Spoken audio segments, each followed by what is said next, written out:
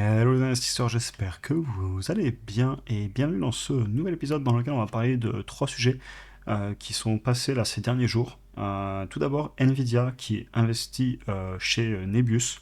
On va reparler de ce partenariat. Ensuite, je vais vous parler de Porsche qui a publié ses résultats. Et ça a fait un peu les gros titres et on avait déjà suivi l'entreprise à l'époque, donc je voulais revenir sur ce qui se passe au sein de l'entreprise, reparler un peu aussi de l'automobile, etc. et de tout le monde du transport.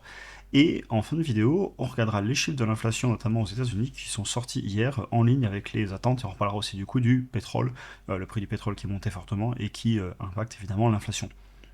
Pour information aussi pour les membres de la communauté, je vous ai fait une nouvelle vidéo qui est postée au moment où j'enregistre la vidéo YouTube sur 5 entreprises en quantitatif.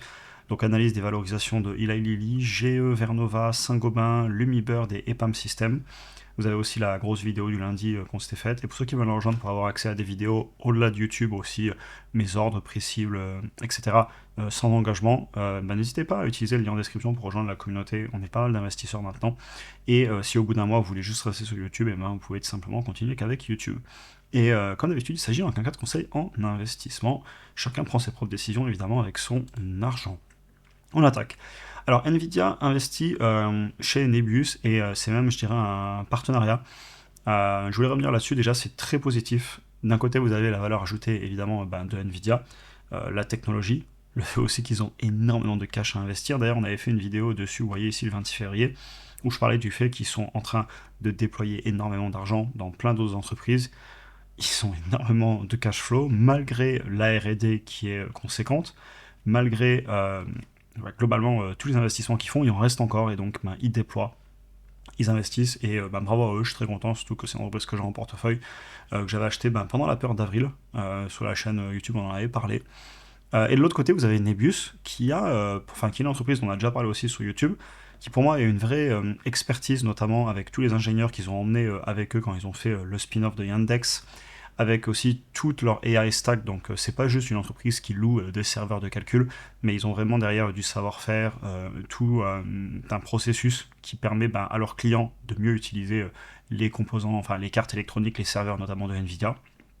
Et donc, on parle de 2 milliards investis par Nvidia chez Nebius, et ils précisent justement, même eux, et là c'est les mots de Nvidia, que justement, ils passent avec Nebius pour l'expertise en ingénierie notamment, et le stack IA qu'ils maîtrisent. Ils vont déployer pour 2030 autour de 5 gigawatts de capacité de calcul, et évidemment même,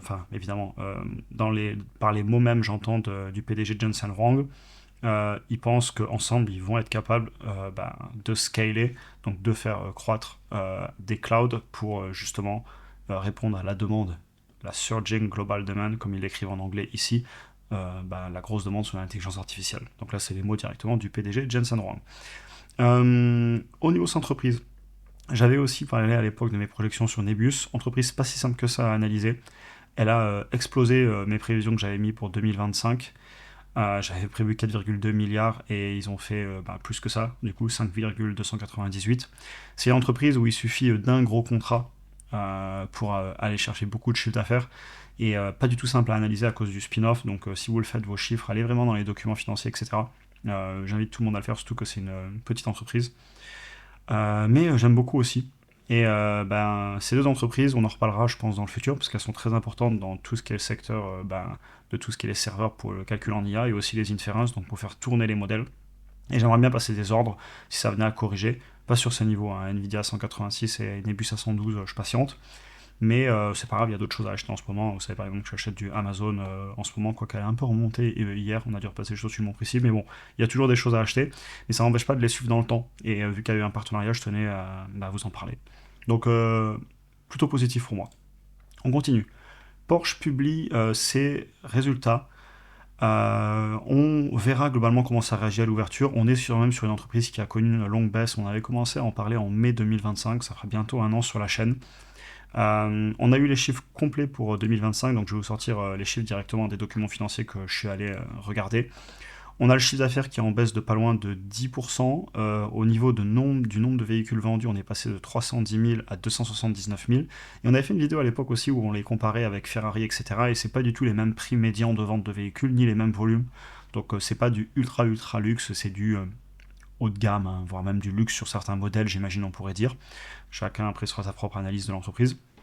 Et globalement, le nouveau PDG parle de rendre l'entreprise plus lean, donc un peu entre guillemets dégrossi, plus rapide dans l'action, et surtout d'avoir des produits encore plus désirables. Et le fait qu'ils disent ça, ça va m'amener à la fameuse question que je me pose beaucoup sur ces entreprises de l'automobile haut de gamme, et question à laquelle je ne sais pas, et ou plutôt je ne sais pas encore répondre, j'y réfléchis toujours. Donc au vu de la baisse des ventes, de la baisse évidemment du coup du bénéfice, on a une valorisation, et ça je dois le dire, elle est basse. Le prix par rapport au chiffre d'affaires, alors il est affiché ici en petit, mais on est largement sous les 0,5. Et je dis la valorisation elle est basse si on part du postulat que le problème n'est que passager, que cette décroissance n'est que passagère et cette compression des marges aussi. Et cette question, j'ai un peu du mal à y répondre. J'avais déjà formulé les questions que je me pose et je voulais en reparler parce que c'est vraiment l'objectif de cette vidéo, d'aller plus sur le qualitatif que sur les chiffres. Parce que bon, la valo est basse, on a de la décroissance, c'est difficile en ce moment, voilà, on l'a dit, une fois qu'on a fait le bilan, pourquoi, et les questions à se poser en qualitatif pour savoir, enfin c'est les questions que j'inviterai à se poser avant d'investir. Est-ce que la voiture va rester un objet de statut? C'est une très bonne question à laquelle j'ai pas forcément la réponse. En tout cas, j'estime que c'est la question que je me poserai. Quand je dis c'est une bonne question, c'est ma question que je me poserai. Est-ce que le véhicule va rester un objet de statut? Je regarde autour de moi. Personnellement, par exemple, j'imagine que sur le papier, je pourrais être client, ou en tout cas, quand j'étais ingénieur, etc., il y avait des employés avec des belles voitures. Ça s'achète bien à crédit, ce genre de véhicule. C'est pas non plus complètement inabordable si on a 30 ans, 40 ans, qu'on est dans une belle carrière, etc. Quel est l'objet de statut des nouvelles générations? Comment va évoluer les transports? Je parle de plus en plus de TaaS, T-A-A-S, après SaaS, Software as a Service, Transport as a Service. Le transport comme service et non plus comme objet qu'on possède. Et si on va vers ce genre de transport, ce qui est un petit peu mon sentiment, eh ben, est-ce que la voiture reste toujours un objet de statut? Est-ce que, par exemple, aujourd'hui, avoir une belle calèche tirée par des chevaux est toujours un objet de statut alors que ça l'était quand vous lisez par exemple Les Misérables de Victor Hugo, quand vous regardez les moyens de transport de l'époque, les objets qui avaient de la valeur, etc., les choses ont changé.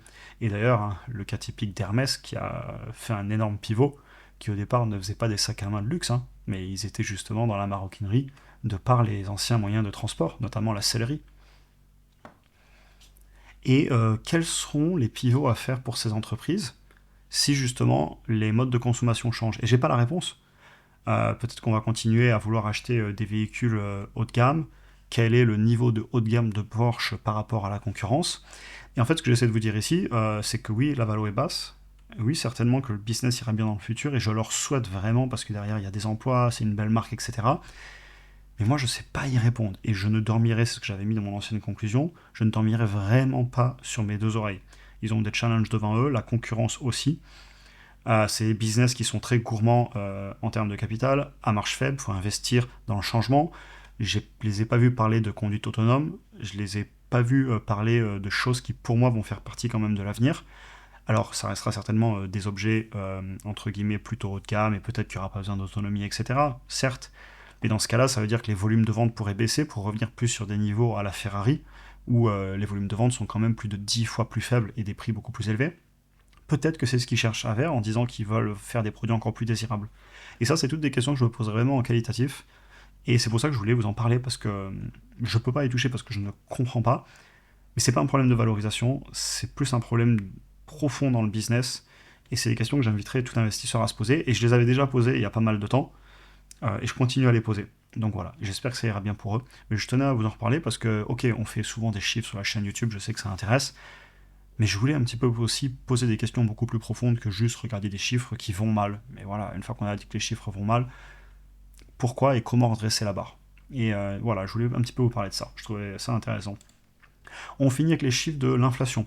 L'inflation hier est sortie aux États-Unis en ligne à 2,4, donc sous les 3%, j'avais mis ici 2,4, on le voit au niveau du CPI.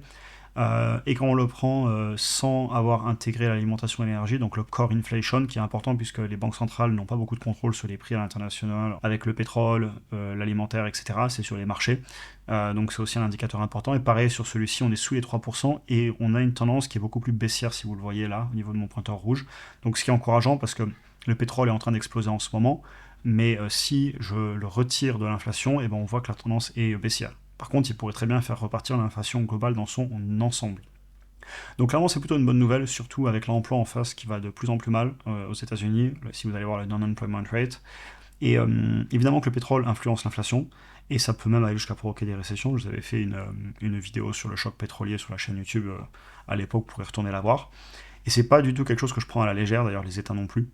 Ils essaient d'agir justement pour ne pas avoir le pétrole qui monte de trop, parce que ça peut créer des récessions.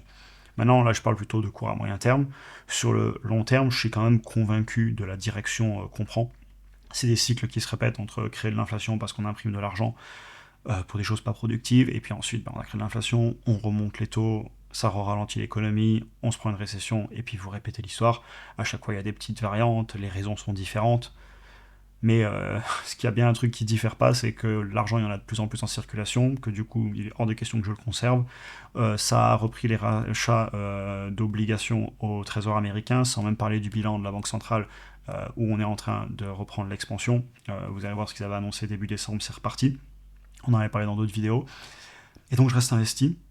Même si on n'est pas loin des plus hauts historiques sur le Nasdaq, sur le S&P 500, sur pas mal d'entreprises, mais je suis vigilant et je suis pas du tout all-in.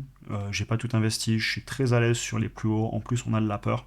Et on en parlait dans un long post et en vidéo aussi dans le school l'autre jour que dans ces moments-là, c'est une situation qui, même si elle peut paraître inconfortable, ben, je la trouve plutôt confortable parce que ben, globalement les actifs vont bien.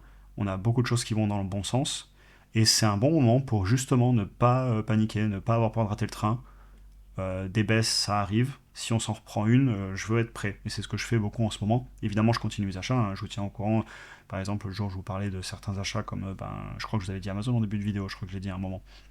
Et il y a d'autres actifs aussi auxquels je m'intéresse. Et donc voilà. Je voulais vraiment vous reparler de ça. Et pour finir, au niveau des prévisions des marchés, globalement, on ne voit pas de nouvelles baisses des taux avant, au mieux, juin, juillet. C'est bien possible sur le court terme que les banques centrales ne prennent pas les décisions, même si j'ai le sentiment que ça va devoir arriver. On verra bien quand, ça c'est hors de mon contrôle, mais encore une fois, l'histoire se répète, et donc surtout, je reste investi.